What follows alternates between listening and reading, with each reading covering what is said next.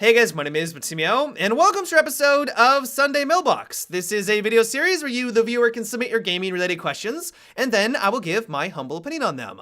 To get the formalities out of the way real quick, if you would like to submit your own question that could be featured in an upcoming episode, you can do so by leaving a comment down below, or by sending me a Facebook and Twitter message. The first question for today comes from Kayvon, and it is, what are your thoughts on the data and stats that show that 3-speed operators like Ashe, Hibana, and Bandit and Jaeger are considered the most dominant operators in the game?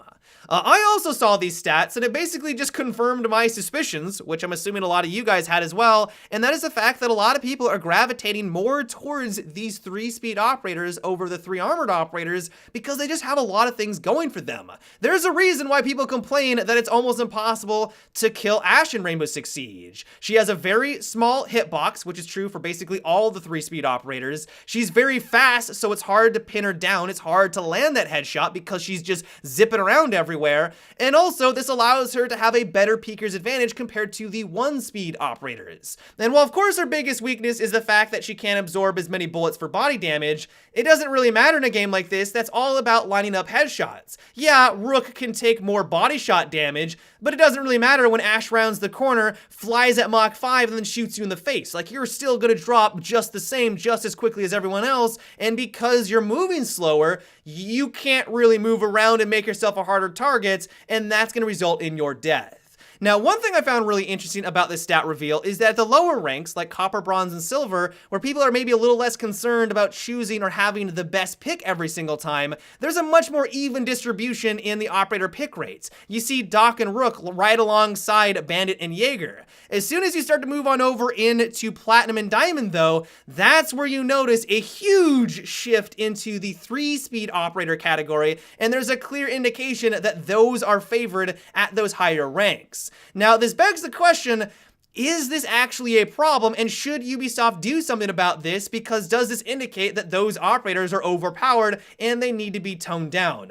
On one side of the coin, a lot of people would say, no, absolutely not. Just because they have a higher pick rate does not mean that there is a problem here. Ubisoft has actually come out and said that pick rate is not something that they use to indicate that something needs to be nerfed or something needs to be done. You would not say that Thermite is overpowered. He has a very high pick rate on offense because he's necessary to get through reinforced walls. He's not awesome. He's not like a crazy overpowered operator. He just gets the job done and he's completely necessary. Same is true for Hibana. She might be a 3-speed operator, and one of the reasons why people play her is because of that 3-speed, but it also might be due in part because her gadget allows her to get through those reinforcements, and it's incredibly valuable for the offensive team.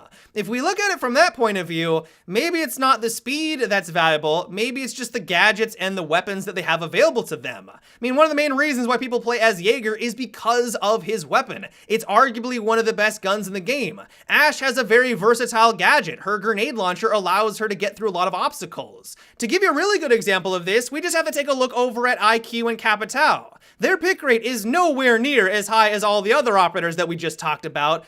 But why is that the case? They fit that 3-speed meta. If everyone's playing as 3-speed operators, you would assume that these guys would be picked just as much, but that's clearly not happening, and so maybe there's some other factor here. It could be their gun, it could be their gadget. IQ's gadget has been pretty much useless the entire time it's been in existence, and while it has gotten better, that could be one of the reasons why they're not picked as frequently. And so on this side of the coin, maybe it's not just their speed, it has some other factor here. And so, no, they don't need to be nerfed. 3 speeds doesn't need to be nerfed. Maybe we need to look at some other aspect that needs adjustment, or maybe nothing needs to be adjusted because the game is well balanced in its current states. Now, on the other side of the coin, though, you have people arguing that yes, this is a problem because it reduces the amount of variety of operators that we really can choose from. Our pool shrinks significantly. If everyone's gravitating towards faster speeds, well, you can't play as Rook or Doc as often because it's just not the optimal choice anymore. You have to be fast, you have to take advantage of the peeker's advantage, and those operators just aren't up to those same standards. And so what these people are saying is that maybe we should reduce their speed by 10 to 20%. They'll still be faster than anything else out there, but they won't be as crazy as they are right now, and maybe this would allow for other operators to rise on up in their pick rate and just allow for more variety. At the end of the day, though, there is no simple solution here. Some people would even make the argument that who cares if 3 speeds are the meta right now? There is always going to be a meta. Maybe next season they nerf or buff something else, and now everyone's playing as 3 armored operators. Next year, are we going to be complaining that everyone's playing as 3 armored operators? There's always going to be these meta shifts, and this is just kind of the one that we're in right now. And so let me know what you guys think about this topic. Personally, I'm kind of on the fence because I see both sides of the argument, but give me your guys' thoughts. Do you think the game is well balanced right now, or are you in the other camp and you would like to see something done to the power of these 3-speed operators? Let me know down below in the comments. The next question is, what do you think about a game mode in Rainbow Six Siege called Hunts? The defenders have to survive or kill the attackers, and the attackers have to kill the defenders. There are no objectives to defend, so they can hide or barricade / reinforce whatever they want.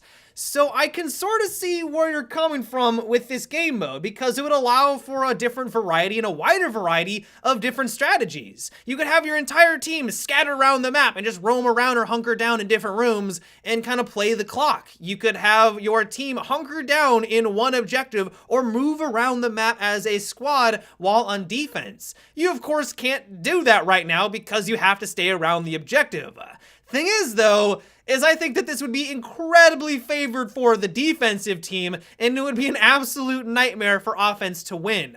If there is a 3-minute timer for this game mode, how in the world is offense even going to know where to begin? I mean, one of the ways that you just play this game is you find the objective and then you head towards the objective on offense. That's kind of like your anchor. That's where everything revolves around. But if there is no anchor, where do you begin? There's no objective to move towards. There's nothing to fight over. So do you basically just work from one room to the other, just trying to find the enemy?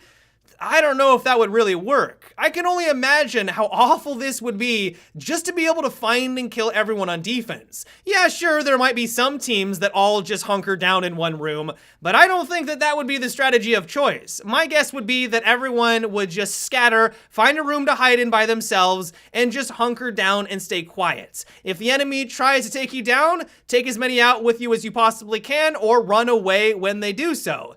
Just stay alive. Like on defense, that would be all it is. Run out the clock, run out the time, and as long as you do that and the enemy is slow, they're not going to win. And so it's for this very reason why I just don't think that this game mode would work. Like I said, I know where you're coming from because it would allow for different strategies. I mean, this would completely change the way that we play the game, but I really do think that there needs to be some sort of objective that offense is going for. Without an objective, it just becomes chaos. There needs to be that focus, and honestly, if there wasn't that objective, I think it would be way too much favored for the defensive team. The next question comes from Jelly, and it is, what do you think of a secondary loot drop system in PlayerUnknown Battlegrounds? For example, you find an overturned military supply truck with potentially good loot inside, but it requires a crowbar to open. I really like that idea. I think it's cool conceptually to have the different melee weapons in the game serve more of a function than just being a melee weapon that you never use against someone.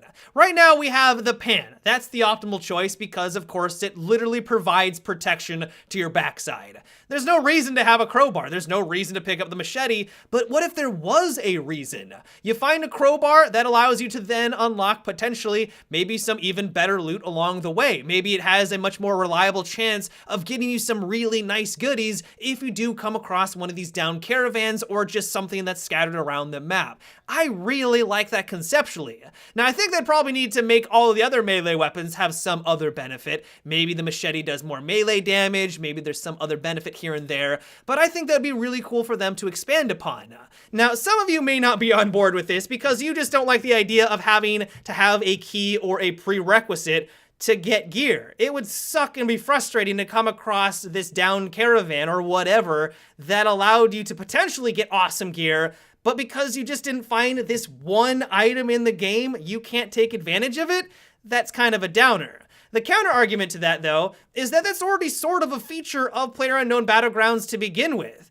I might find a suppressor for a sniper rifle but I might never get a sniper rifle. So even though I got this thing, I can't take advantage of it because I never get the weapon that it's used for. And so if you can't tell, I really like this idea. It would allow for different melee weapons to have different features other than just being something that you use to hit people, which hardly ever happens. It makes things a little bit more interesting. You have to think about your weapon choice a bit more, and I would love to have that kind of addition added into PlayerUnknown Battlegrounds. But yeah, guys, that is what it for today's episode of Sunday Mailbox. I hope you enjoyed. Let me know what you thought about what we discussed in today's video. Do you like the idea of having a hunt game mode added into Rainbow Six Siege? Are you not entirely sold on that? Let me know down below. As always, if you would like to submit your own question for an upcoming episode, you can also leave a comment or by sending me a Facebook and Twitter message. But until tomorrow, guys, have a good one and take it easy.